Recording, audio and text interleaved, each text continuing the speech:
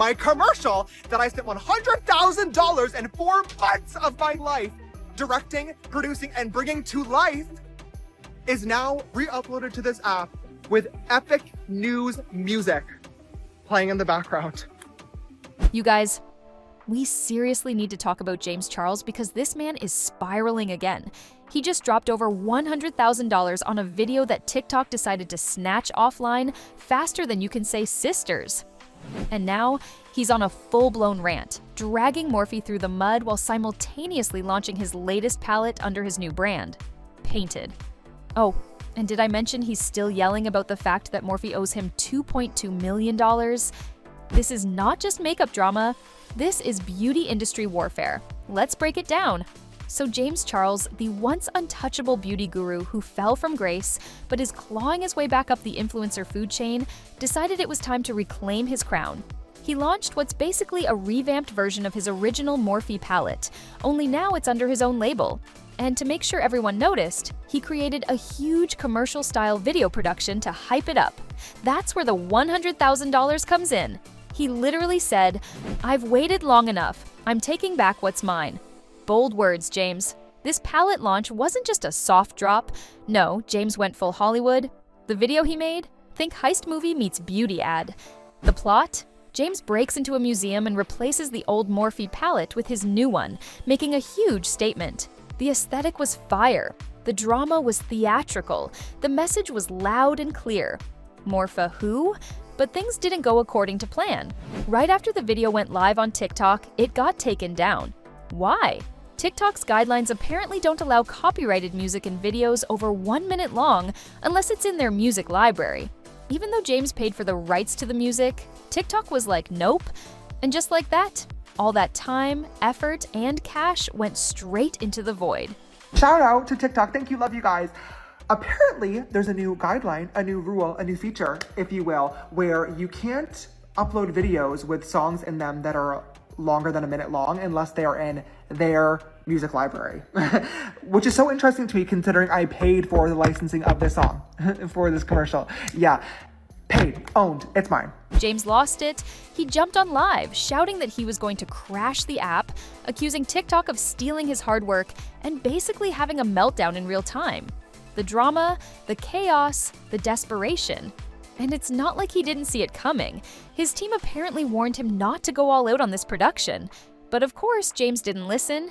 He said he believed in the vision too much. And now he's dealing with the fallout of a glitched debut. So the video that all of you were liking, commenting, supporting, reposting had 250,000 views in about 30 minutes. Thank you. Had 70,000 likes in 20 minutes. Thank you.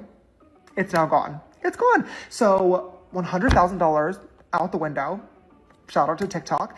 This isn't just about a palette or a video. This is about James trying to rewrite his legacy. And honestly, the timing couldn't be more complicated. Just last month, he was in another scandal. People still have screenshots. They still remember the allegations. They haven't forgotten what got him canceled in the first place. Yet, here he is, showing up like nothing ever happened, brushing it all off like it's ancient history.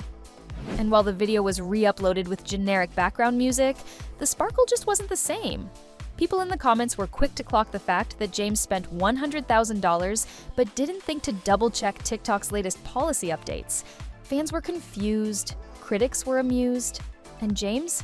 He just kept talking, reiterating over and over that the video was expensive, that it was personal, that it was him reclaiming his power. But the internet doesn't exactly work like that. You can't drop a massive video, scream "I'm back," and expect people to forget why you vanished in the first place. Also, let's talk about this money situation. The same week James is crying about losing a $100,000 video, he's also flaunting a brand new $160,000 luxury car. Yes, he literally just dropped a video showing off his new 2024 Mercedes-Maybach GLS 600, casually explaining how he saved money by buying a used model. The optics are kind of wild. 1 minute it's "woe is me, TikTok ruined my art," and the next it's "look at my designer windows and fresh paint job."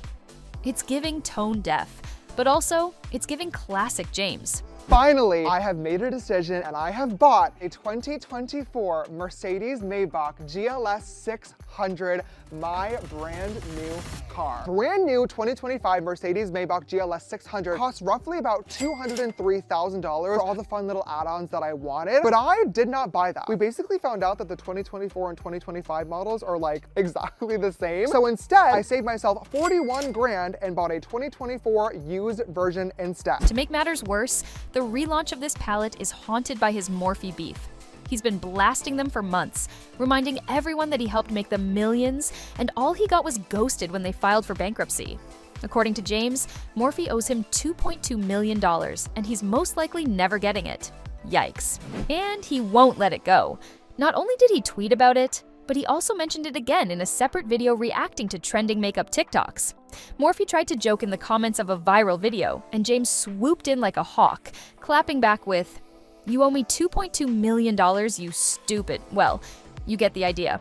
Morphe! This sounds like our continuous setting mess. This sounds like you owe me $2.2 million, you stupid. Stop advertising in people's comments and pay me! Now, with Painted, he's trying to prove that he doesn't need Morphe. He can do it himself. And honestly, the palette is cute. It's clearly inspired by the original James Charles x Morphe collab, just with a new twist. But can it recapture the old magic? Back then, people were lining up outside Morphe stores just to see him. He was cutting ribbons and causing mall stampedes. That was a different time. A pre-scandal, peak beauty guru era. Today, the landscape is different. People aren't as quick to forget. And while James has his loyal fan base, the general public is more skeptical than ever. Every time he tries to make a comeback, people drag up the past. And as much as he tries to ignore it, it's still there. Still, James is nothing if not persistent. He's going to keep launching products, making videos, and yes, complaining about Morphe until he's blue in the face. It's his brand at this point. What makes this situation even messier is the fact that James is doing all this while pretending like he hasn't been in scandal after scandal. It's giving selective memory. The internet does not forget, and neither do the receipts. Yet here he is, rebranding, relaunching, and reshaping the narrative like he's in control. And maybe, in some twisted way, he is. After all, not everyone can turn public backlash into consistent content. People were also quick to point out the irony of James throwing a tantrum over the TikTok takedown when he's always benefited from the platform's algorithms in the past. For years, TikTok helped keep his name in the public eye, sometimes through drama and sometimes through viral challenges. But now, when things don't go his way, suddenly TikTok is the villain. Let's not forget the production side of things. A $100,000 video is no small feat.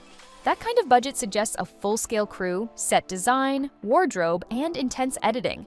We're talking full film studio vibes.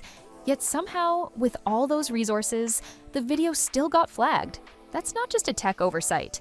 That's a major misstep in planning. Maybe James was too busy chasing the aesthetic to bother checking the technical details. Maybe he was just too confident that nothing could go wrong. This whole fiasco has once again put James Charles in the spotlight, but not necessarily in the way he hoped. Sure, people are talking, but they're also side-eyeing. And when you're constantly trying to outshine your past mistakes with more glitter and glam, the risk is that people stop seeing the sparkle altogether. If there's one thing James has taught us, it's that he's not afraid to take risks, even when they backfire spectacularly. So now the question is, what's next? Will this palette flop or fly? Will TikTok and James patch things up? Or will he start trashing them like he did Morphe? Will fans give him another chance? Or are they officially over the James Charles roller coaster? Whatever happens, you can count on us to be right here, spilling every drop of that piping hot tea. This beauty saga is far from over, and let's be real, we wouldn't want it any other way. Make sure to subscribe so you don't miss a second of the drama.